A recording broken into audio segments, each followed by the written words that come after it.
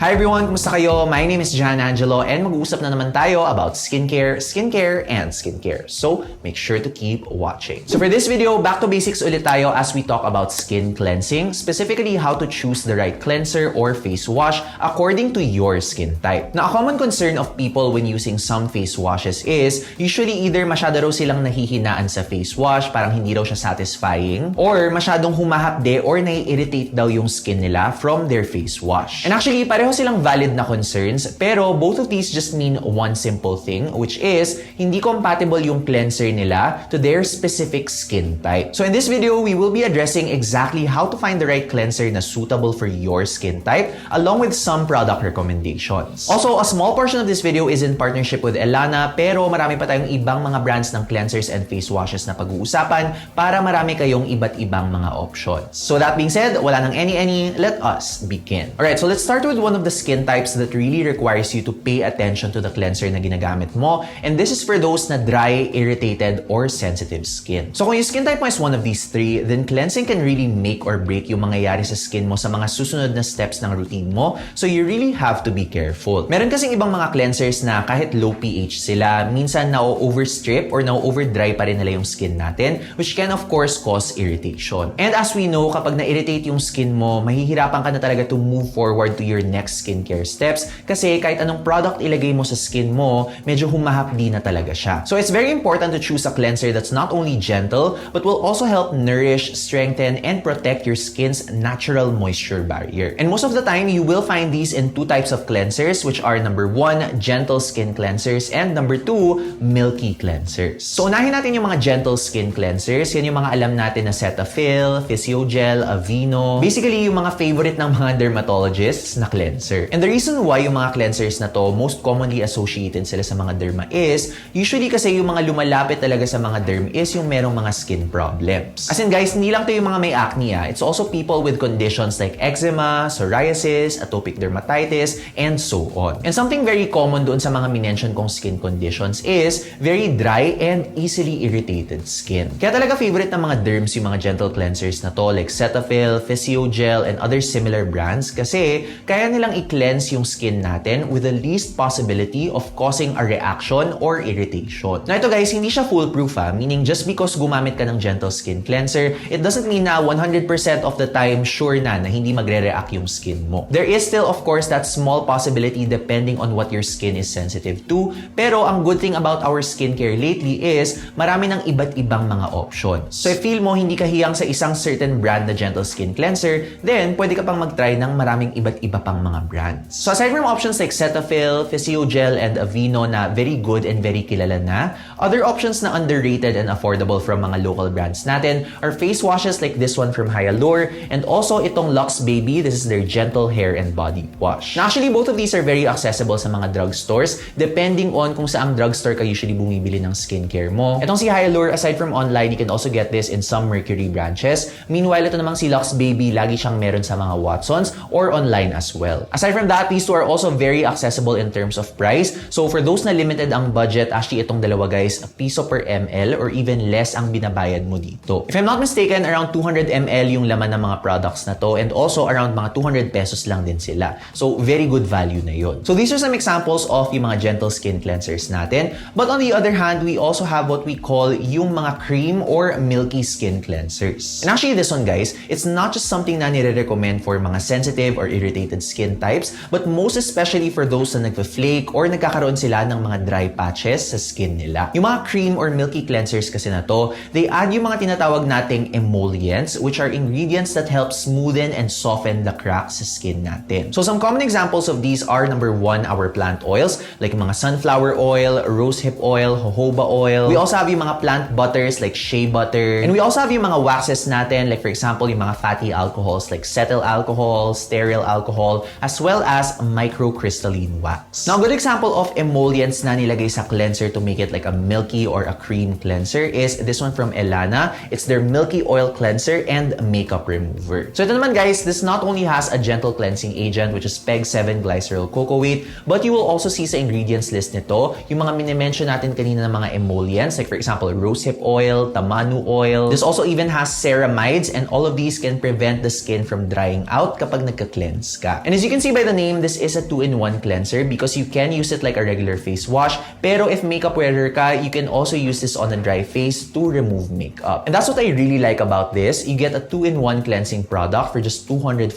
pesos. And for 60 grams, maganda na rin yung price range na yun, in fairness. And if you do want to see this cleanser in action, actually I already did feature this sa isang routine ko. And true enough, that was a routine for irritated skin types focused on the skin barrier. So if you do want to see that skincare routine, I will link you to the video here. Alright, now moving on to our next skin type, which is probably the most common skin type in the Philippines, lalo na sa tropical climate natin na very hot and humid. Let's now move on to choosing a cleanser for oily and acne-prone skin types. Now, one misconception that people still have when it comes to cleansers for oily skin is, dapat mafe-feel mo talaga na parang walang bahid ng oil sa skin mo. And actually guys, this is the worst advice to take kapag oily yung skin mo. Kasi guys, yung skin natin, regardless of your skin type, kakailanganin pa rin niya yung mga natural oils because that is what makes up our skin barrier. And ang goal natin kapag oily skin is to remove yung excess lang na oil but not all of the oil sa skin natin. Kasi kapag tinanggal natin lahat ng oil sa skin natin, our skin barrier can be compromised which will make us more prone to irritation which can also lead to mga breakouts. Kaya talaga dapat kahit oily yung skin natin, we should still look for cleansers na thorough magtanggal ng excess oil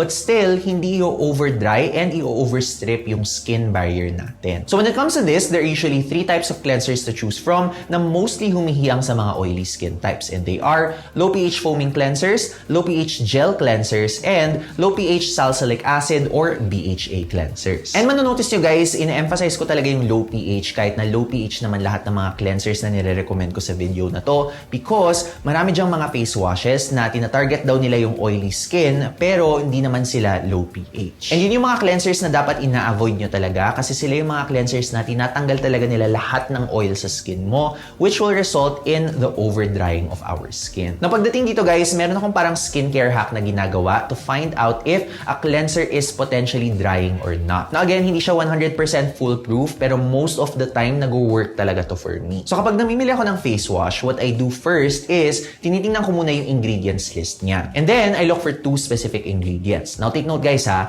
kailangan silang dalawa together may kita mo sa ingredients list. If you only see one of these ingredients sa ingredients list, okay lang yon. But if you see both of them, yun na yung red flag for me na most likely hindi siya low pH and drying siya. So ano ba yung dalawang ingredients na yon? These are myristic acid and potassium hydroxide. Now again guys, I will repeat, hindi masama gamitin yung dalawang ingredients na to kung mag-isa lang sila sa ingredients list. Yung myristic acid kasi, it's a fatty acid that helps moisturize the skin. Meanwhile, si potassium hydroxide naman, pH adjuster siya na ingredient. Now usually yung mga cleansers that combine both of these together sa mga formulas nila, very creamy and super foamy sa skin yung nagiging result ng cleanser. So kung iisipin mo, parang good thing siya kasi very satisfying yung foam, pero ang con niya is, it makes the formula high pH and potentially drying sa skin natin. And yun yung problema. Satisfying nga siya kapag ginagamit mo because of the thick foam, but with long-term use, it can dry out your skin. So kung gusto nyo guys, you can try it sa cleanser na ginagamit nyo ngayon. Check nyo sa ingredients list. Hanapin nyo kung merong both myristic acid and potassium hydroxide. Again, kailangan both may kita nyo guys ha. And if you see both in the ingredients list, it means it's time to change your cleanser. And if you need suggestions for some foaming and gel cleansers, I actually have some really good examples for you. Now for foaming cleansers, a very accessible one na nagugustuhan ko for oily skin is this one from Mentholatum Acnes. This is their creamy wash. Now it does say creamy here, but don't get confused guys. Yung creamy na ibig sabihin niya is yung creamy na foam. And actually, for those who know yung Senka Whip na face wash, I actually find that one quite drying sa skin ko kasi mataas yung pH niya.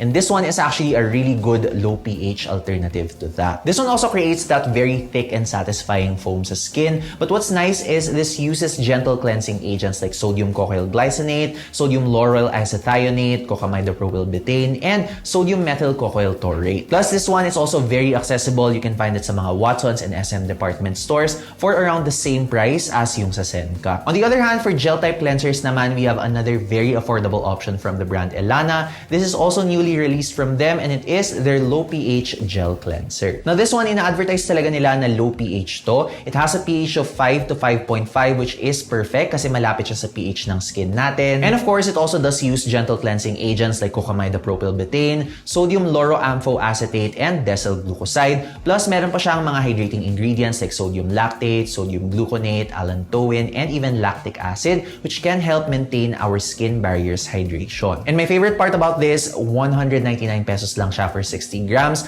Not bad yung pricing na yon, and in fairness talaga, so much of our local brands are stepping up when it comes to low pH cleansers at an affordable price. And actually, speaking of that, ang dami pa talaga mga options when it comes to nice gel cleansers for oily skin. Sina Luxe Organics, CosRX, Hamish, and so on. Pero masyado na silang marami sa video na to para i-mention. So just let me know in the comments if you want a full video on the best gel type cleansers, or kung gusto niyo ng best foaming cleansers, pwede ko rin gawin yon. Just let me know in the comments below. On the other hand, for those who are very oily and want to target intensively yung excess oil sa skin nila, another option that you have is to go for a low pH salicylic acid or BHA cleanser. Now, as you guys know, ang salicylic acid kasi, also known as BHA, it goes deep down sa pores natin to help remove excess oil and dead skin cells sa skin natin. Now, usually, mas malakas talaga yung salicylic acid or BHA when used in a leave-on formula, like for example, a toner or a serum na merong salicylic acid or BHA. But for those na nagsisimula pa lang or maraming ibang ginagamit na actives sa routine nila, you can also use it in a face wash formula. And when it comes to my favorite salicylic acid or BHA cleansers, ito talaga yung top 2 ko, guys. Kung tambay ka sa Watsons, we have this one from Oxycure. This is their Acne Clear Facial Wash. Meanwhile, if mas sa online ka bumibili, like let's say sa Lazada or sa Shopee, we also have this online exclusive from a local brand. This is the Clued 2% Salicylic Acid Cleanser. Now, both of these products na feature ko na sila sa mga previous videos ko, both are really good options in my opinion. You won't really go wrong with either of them. Ang small difference lang talaga nila is itong si Clued, mas mataas yung salicylic acid or BHA niya at 2% and mas mura siya. Meanwhile, itong si Oxycure, it has 1.5% salicylic acid, still good in my opinion, and it also has more soothing extracts on the skin like oat extract. Siguro kung mas prone ka to sensitivity, I would recommend itong si Oxycure more, pero kung hindi naman, honestly guys, either would be okay for very oily skin types. Alright, now moving on to our next skin type na in my opinion, pinakaswerte talaga siya sa lahat. We have normal or moderate skin. And ito yung mga skin types na mostly nasa lahi or genetics nila na hindi problematic yung skin nila. Hindi sila masyado nagbe-breakout and they only get very minor skin problems if magkaroon sila at all. Ito rin usually mga skin types na fortunately for them, mabilis silang humiyang sa mga products kasi nga hindi naman super reactive yung skin nila. And while that may seem like a very good thing, in a way, actually medyo challenge din siya. Mostly kasi for normal skin types, ang goal ninyo is more on maintenance and preventing any further damage to your skin. Pero since yung skin mo nga is not really that reactive, even if you use a product na generally hindi siya okay para sa skin mo, you won't really see any negative effects now. And the keyword to this is now because later, kapag nag-accumulate na yung skin damage mo, doon mo na siya usually mapapansin. So in a way, may pros and cons pa rin siya. Swerte ka in a sense na marami kang products na pwedeng pagpilian, but at the same time, you also have to make sure na generally, skin supporting yung skincare products na ginagamit mo. Of course, in this case, yung cleanser na gamit mo. Pero ang maganda dito guys is there's really only one simple rule that you should follow when your skin type is like this, and it is find a low pH cleanser that works for you and feels comfortable on your skin. So meron kayong freedom of choosing from the different kinds of cleansers for different skin types as long as low pH siya. So if you do like yung mga gentle cleansers na ala Cetaphil or Physiogel, or even yung mga cleansers na medyo mas creamy sila, you can check out yung mga cleansers na nirecommend ko doon sa dry skin na part ng video na to. But if you do prefer yung mga more gel type or foaming cleansers that feel extra satisfying on the skin, lalo na kapag binanlaw mo sila, then check out yung pang oily skin na portion ng video na to. So again, ang saya ng buhay ninyo because whatever feels most comfortable on your skin, as long as it's low pH, you can go with that one. And now moving on to our final skin type, from the simplest to the slightly most confusing skin type naman tayo, we now move on to choosing a cleanser for combination skin types. So what makes combination skin types the most challenging sa part na to is not all combination skin types are the same. May ibang mga combination skin types, mostly oily sila pero meron silang iilang mga dry patches. Meron namang iba na oily yung T-zone nila pero sa cheeks dry naman, or may others naman na baliktad. And there are even others na parang ako, na-experience ko rin to, na oily acne prone talaga sila, but when they started using acne medications, lalo na yung mga oral acne medications, biglang may parang pagka-dry na yung skin nila pero at times medyo oily pa rin sila. So it could really be that confusing, but when it comes to this, in a way, mas specific yung bagay na texture ng cleanser sa'yo depending on what your skin type mostly is. So for example, yung skin type mo is mostly mostly oily pero meron kang iilang mga dry patches. Then, a cleanser for oily skin might still work for you, and then, bawiin mo na lang siya with a lightweight moisturizer for yung mga parts ng skin mo na merong dry patches. On the other hand, if yung skin mo naman is medyo dry pero oily yung T-zone mo, you can instead use a creamy milky cleanser para hindi ma-irritate yung skin mo, and then, bumawi ka na lang by using a BHA toner or serum on your T-zone to prevent yung excess oil. So there are definitely different ways to do it depending on your skin. Ako personally, if you ask me,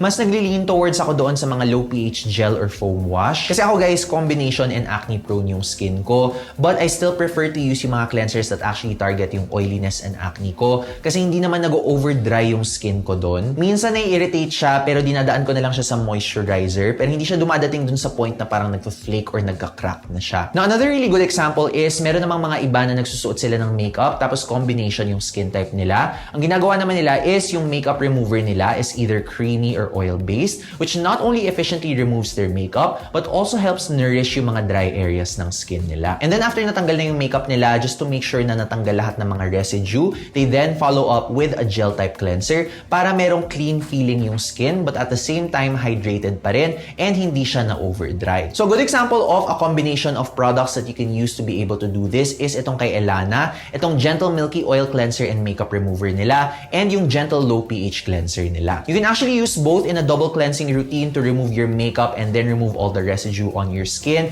and you can get them both online as a set for 488 pesos. So all in all guys, when it comes to combination skin, dito talaga pumapasok yung hiyangan and the fact na iba-iba talaga yung skin nating lahat. There's not going to be one definite answer kung ano yung best cleanser for your combination skin. Kailangan mo talagang tansyahin yung consistency and feel ng cleanser as well as yung mga extra ingredients ng cleanser based on what your skin needs. So in a way, kailangan mo rin talagang kilalanin yung skin mo, which parts are more oily, which parts are more dry, and so on. But combination skin is definitely a topic that deserves another video altogether. But do let me know kung gusto niyo ng ganong video. Pero for now guys, I hope you were able to find the right cleanser for you, lalo na based doon sa mga sinuggest ko na mga face washes or cleansers. And as per usual, if you did like any of the products na minention ko sa video na to, I will be putting all the product links sa description box para hindi na kayo mahirapang hanapin sila online. And now na meron ka ng idea more or less on the face wash or cleanser that's right for you, if you need more recommendations for skincare essentials, especially for the hot and humid climate ng Pilipinas, I do have some moisturizer and sunscreen recommendations here na very lightweight lang. So be sure to check that out. And as always guys, I will see you in the next video. Bye!